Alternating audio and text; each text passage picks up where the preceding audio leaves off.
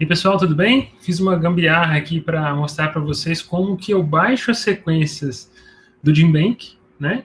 E crio o alinhamento que eu falei para vocês, e nesse alinhamento eu calculo a distância genética que eu falei para vocês, que é a distância P, né? A distância K2P, né?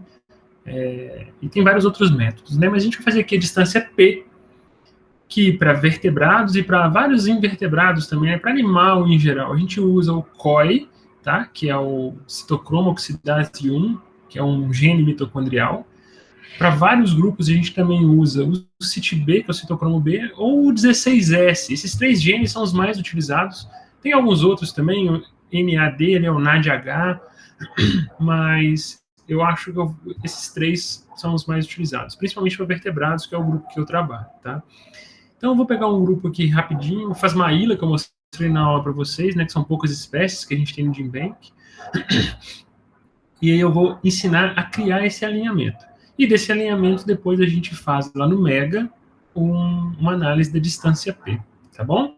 Então vamos ver se vai funcionar tudo aqui. Aí eu mostro para vocês como que funciona. Então esse é o site do GenBank. No vídeo que eu vou deixar linkado o link aqui do GenBank. Você tem que lembrar de estar aqui, ó, de conferir se está em nucleotídeo, tá? E aí o nosso aqui está em nucleotídeo. E aqui eu vou buscar o grupo que eu vou trabalhar. Phasmaila. Phasmaila. E vou colocar aqui o COI, que é o grupinho o gene que eu quero trabalhar com vocês hoje. Ok? Eu recomendo que quem quiser saber mais, né, faz as disciplinas de biologia molecular. Na pós-graduação eu dou uma disciplina de filogenia molecular, onde eu falo um pouco mais sobre o uso desses genes também, um pouco mais sobre cada um, né? Mas aqui a gente vai ser um pouco mais dinâmico, ok? Como que eu uso para fazer a distância P para separar espécies. Então, olha só. Aqui tem 6 sequências de COI no GenBank, né? Vamos imaginar que tem todas as sequências que eu quero comparar. Então, quando eu vou pegar uma sequência, quando eu clico aqui numa entrada do GenBank, isso aqui é uma entrada, né? Então, quando eu clico, olha só, ele me dá várias informações. Eu vou falar as principais para vocês. Aqui o nome da espécie, né? Geralmente me dá o voucher também, não é sempre. Então, aqui, ó, da coleção CFBHT 2435, o gene citocromo oxidase 1, tá? Que é o COI. E aí tem várias informações de qual artigo que veio o título do artigo que veio esse primer, tá vendo? Os autores desse artigo, quando foi publicado ou não. Tá? Aqui eu sei, no caso, que esse trabalho já está publicado, então eles não atualizaram aqui ainda. Mas as sequências estão aqui. E dão várias informações. De onde é o bicho, olha só. Tá vendo? Então, várias informações dessa sequência tem nessa entrada do GenBank. Mas o que eu quero? Eu quero a sequência. Só que eu não pego a sequência daqui. Eu preciso da sequência em formato FASTA. O formato FASTA é o mais simples. Então, a gente vem lá em cima, olha só, e clica em FASTA. Tá vendo? É o que eu preciso. Ali abriu. Perfeito. Olha lá, ó. Carregando. E lá o que eu vou fazer? Eu vou copiar desde o símbolo de mais até o último par de base. Eu vou selecionar e eu copio. Literalmente eu copio. Estou copiando o texto. Ó, copiar. Ok? E aí, lá no Mega, vamos ver, apareceu aí para vocês, eu vou criar um alinhamento novo. Eu vou clicar em alinhamento, editar ou construir um alinhamento. No caso, a gente vai construir, né? Build Alignment. Essa aqui é a versão 7 do Mega, mas a 10 é a mesma coisa, só o símbolo do alinhamento que é um lugar diferente, tá? Então aqui, olha só, eu vou criar um alinhamento, ok? E esse alinhamento que eu estou criando, ele me pergunta, eu vou criar então um alinhamento de DNA ou proteínas de DNA, então eu vou marcar, estou criando um alinhamento de DNA, porque é o ACTG, tá? Então olha só, ele abre uma janela nova, e nessa janela, eu vou, aqui ó, em Edit, Paste, eu vou colar a minha sequência aqui, colou, pronto. Tá vendo lá? Deixa eu desselecionar, que ela está selecionada. Está ali a minha sequência lá. Cada par de base é uma corzinha diferente. e aqui aquelas informações, ok? O que eu recomendo vocês fazerem? Para todas as sequências que vocês forem colando aqui já, deixa apenas as informações que vocês vão usar, que é o número de acesso do GenBank, o nome da espécie e o voucher dela. Então, olha só, você clica 2 vezes e aí você edita o texto, olha só, tá vendo? Então, lá o meu número de acesso, a espécie e o número do voucher. Só isso. Vou fazer isso para todas agora. Tá vendo? Então, a mesma coisa. Eu vou voltar lá no GenBank e vou pegar o FASTA de todas essas sequências. Agora eu já posso clicar direto no FASTA, quando você tem certeza que é só aquele gene que está ali, ó. Então você vai copiar aqui, mesma coisa, tem que ter o símbolo de mais. O FASTA, ele começa com esse símbolo de mais, então o programa ele entende que a partir daquele símbolo de mais ali é FASTA. E eu aperto o Ctrl V, ó, colo de novo, tá vendo lá? Mesma coisa, e vou fazer isso para todas as minhas sequências, tá?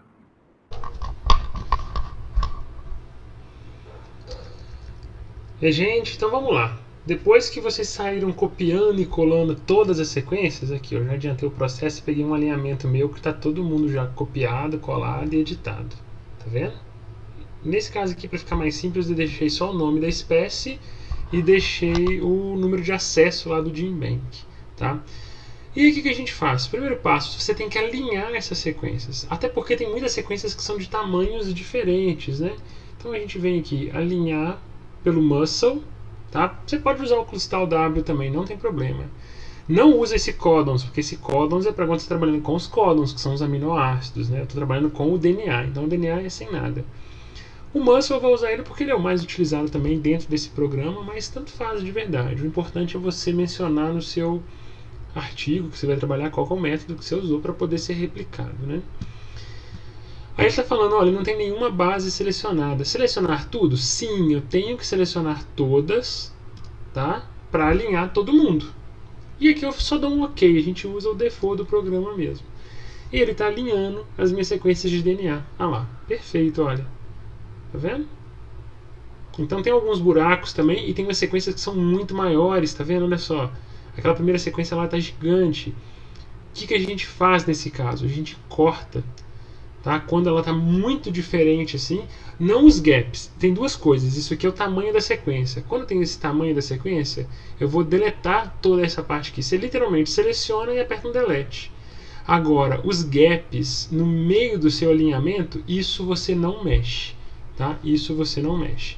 Isso aí, esses gaps a gente mantém eles. Tem diferentes formas de lidar, mas o programa, ele, pro que a gente vai fazer, né, ele vai simplesmente deletar, ele vai ignorar esses gaps.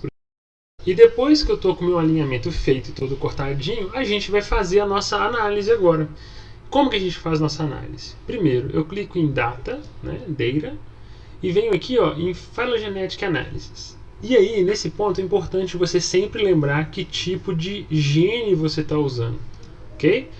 Então ele pergunta aqui, ó, quando eu vou fazer a minha análise, esse gene que você está usando, ele codifica proteína?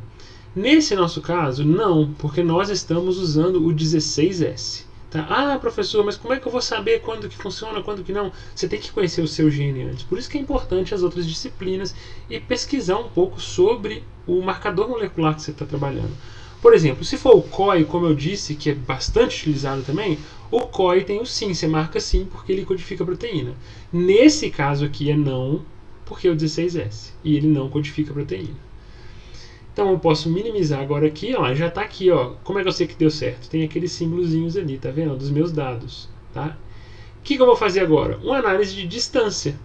Eu vou clicar em distância e vou computar as distâncias para par, essa pairwise distance, que ele vai construir para mim, lembra? Aquela matriz de distância para par, tá? Ele pergunta, você quer utilizar o dado que está ativo, que você acabou de transformar lá na análise filogenética? Sim, é esse dado que eu quero usar. E aí aqui, ó, nessa janela, a gente vai mudar apenas aqui, ó, o modelo e o método que eu quero trabalhar, porque eu disse que tem vários, né? Lembra lá na aula? Os mais utilizados são exatamente a distância P, o P-distance, e o Kimura 2 parâmetros, tá? A maioria dos artigos hoje é distância P, mas o Kimura 2 parâmetros também é bastante utilizado. Os outros, professor, pode usar os outros? Pode, mas para nível de comparação, vê o grupo que você está trabalhando e qual que é o mais utilizado. Mas para início, sim, de análise, a distância P é a mais utilizada, ok?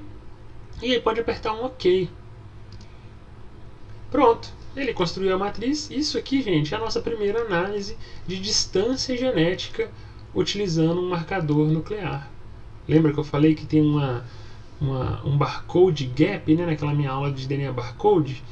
E que geralmente limites interespecíficos, né, ou seja, entre espécies diferentes, no 16S, para anfíbios e répteis, geralmente é acima de 3%. No COI, para animais, varia entre 3% e 6%, dependendo do grupo. E aí você tem que conhecer o seu grupo e comparar. Por exemplo, esses dois bichos aqui, o 20 e o 21, são é a espécie que eu descrevi, né, que é a Phasmaila lisbela. Né? Então, qual que é a distância, por exemplo, da lisbela para a Phasmaila jandaia, que é essa 19, que é uma espécie que ocorre lá perto dela.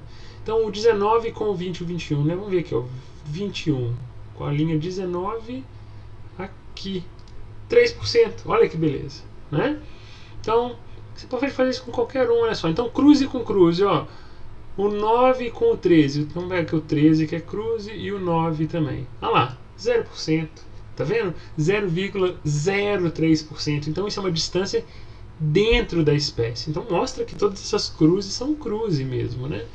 Então, é essa tabela aí que a gente coloca no artigo. Eu vou deixar, olhem lá no site do meu laboratório alguns artigos de descrição de espécie que tem essas tabelas de distância P, que é exatamente isso que a gente coloca no artigo para mostrar quando que uma espécie é diferente da outra, ou pelo menos para mostrar que elas podem ser muito diferentes. Ok? Então, qualquer dúvida a gente pode ir conversando mais na nossa aula.